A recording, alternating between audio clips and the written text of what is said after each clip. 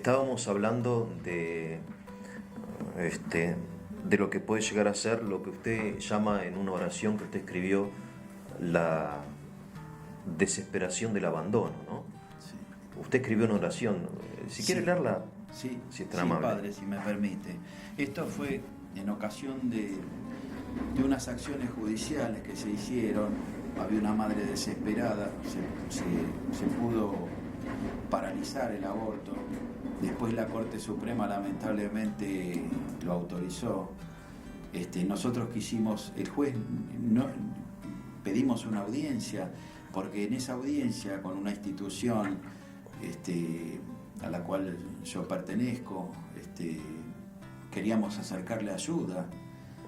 No solamente era la prohibición del aborto, era una mujer evidentemente en una situación muy vulnerable, y el juez no nos permitió, no nos dio esta audiencia. En esa audiencia le queríamos llevar ayuda concreta, económica, de vivienda, médica, psicológica, etcétera, etcétera. Bueno, y tuvieron acceso a esa mujer, sí, los ideólogos del aborto, ¿no es cierto? Instituciones públicas, lo único que hacían era insistirle en su derecho a abortar. Bueno, cuando hay una persona que está bajo una gran presión o una gran pasión, Sí. muy perturbada, es como si a una persona, por ejemplo, usted lo ve que está con un ataque de ira contra alguien, y ¿qué le empieza a decir? Matalo al otro. No, lo tiene que contener. Digamos, cuando hay una alteración del ánimo para hacer algo que no es lo correcto, uno tiene que contener, tiene que suavizar, no tiene que, digamos, incitar, ¿no? Bueno, y entonces, lógico, si a las madres uno le dice usted tiene derecho, y lógico que le va a agarrar la tentación del aborto, porque como dijo el Papa Francisco, digamos, la cultura del descarte, y él dice es como mandar a un sicario a resolver el problema, ¿no es cierto? Hay que afrontarlo, el descarte de los ancianos, el descarte de estas mujeres, ¿no? de los niños, perdón, pero a las mujeres que se las abandona, ¿no es cierto? En vez de darle los medios para que pueda llevar adelante su maternidad, que es el tesoro de toda mujer, pero sobre todo de las mujeres humildes. Es el mayor tesoro que pueden tener los niños, la familia, ¿no es cierto? Los brazos para la ayuda, porque en gente más acomodada, bueno, pero en gente humilde, con este estado, con estos regímenes jubilatorios, etcétera, etcétera, ¿quién lo va a sostener a los ancianos? Los niños.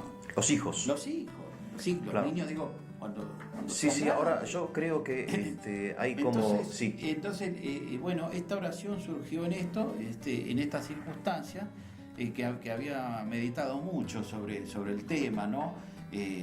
Porque evidentemente hay un acto moral grave que no de parte de la mujer, que no, pero se tiene que tener en cuenta estas circunstancias, ¿no es cierto? De que ella, porque quiere en el fondo realmente abortar. Yo creo que ninguna mujer quiere. Lo que pasa es que siempre hay alguna circunstancia externa que la presiona y en la cual hay un abandono, porque aún en una modelo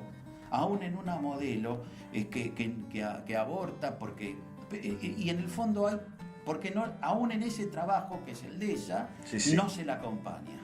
Claro. Y la presión lo termina. Es decir, que yo vi una raíz de que generalmente en el aborto está esa desesperación del abandono. Sí. Y dice así: Sí.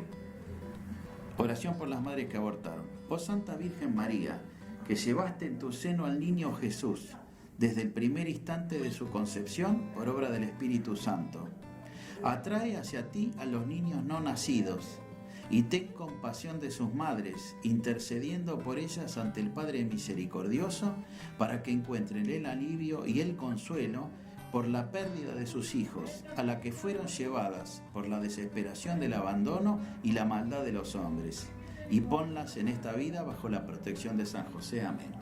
Bien, quiere decir que usted es un hombre de leyes, un hombre del derecho, pero no es suficiente una consideración estrictamente jurídica del tema, No. sino que es un tema social, comunitario, cuando los lazos de las comunidades se rompen en el matrimonio, fundamentalmente, porque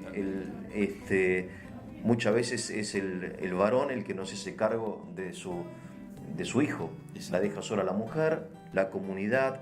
O sea, en tiempos anteriores, no hace mucho tiempo, los lazos eran más estrechos. Entonces estaba la abuela, el tío, la familia era grande, ¿no? Yo, por ejemplo, soy hijo de italiano. Nuestra familia era toda la familia. Entonces cuando uno tenía un problema, si no estaba papá, estaba el tío, estaba la abuela, estaba el primo.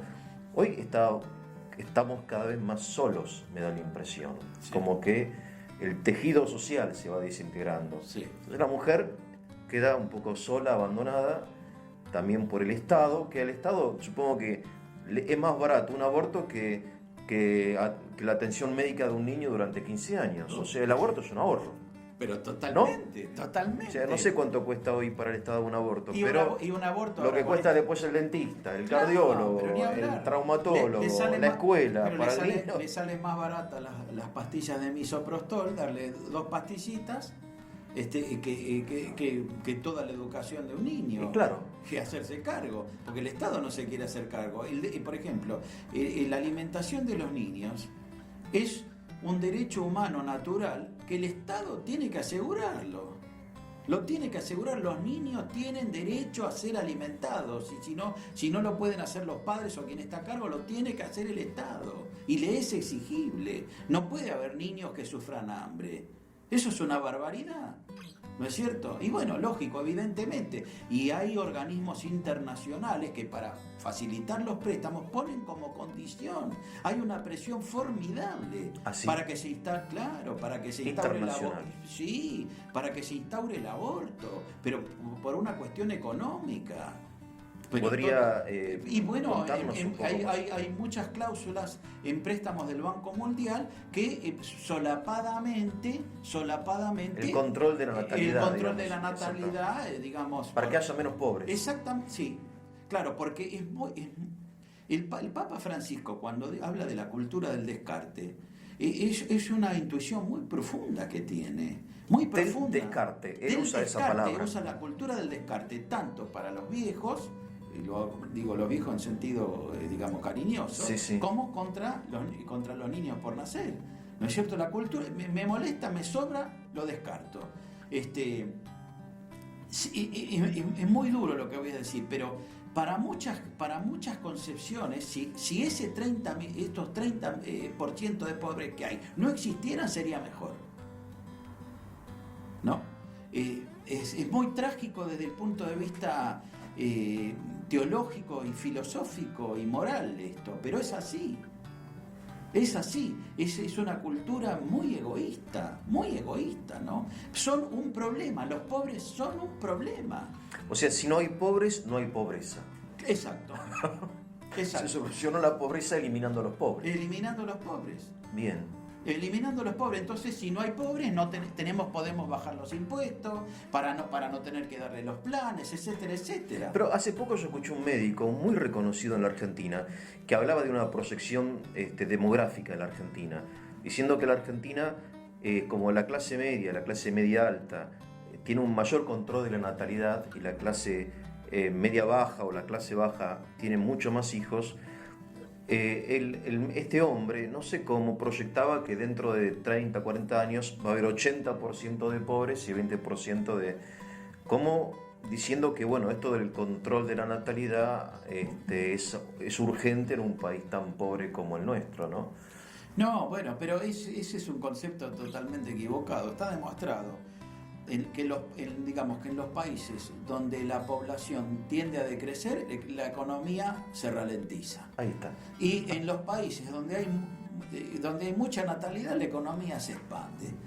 Porque la realidad, ¿cuál es? ¿Quiénes son los que compran más ropa, que necesitan mudarse de casa, que necesitan comprar auto?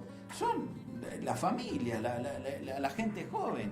La gente mayor ya está, digamos, en un sentido... Consume poco, consume remedios poco. Y pañales, sí. Exacto, digamos, y puede llegar a haber alguna parte turística, pero no expande la economía. Claro. Yo lo vi por la experiencia propia familiar. Mi papá, porque falleció, pero hasta X años habrá cambiado automóvil, después no lo cambió, más, no se mudó más, él se quedó con los trajes que tenía porque ya no tenía que ir a trabajar, lógico, pero digamos, no es real, al contrario, el que haya mucha natalidad expande totalmente la economía, ¿no?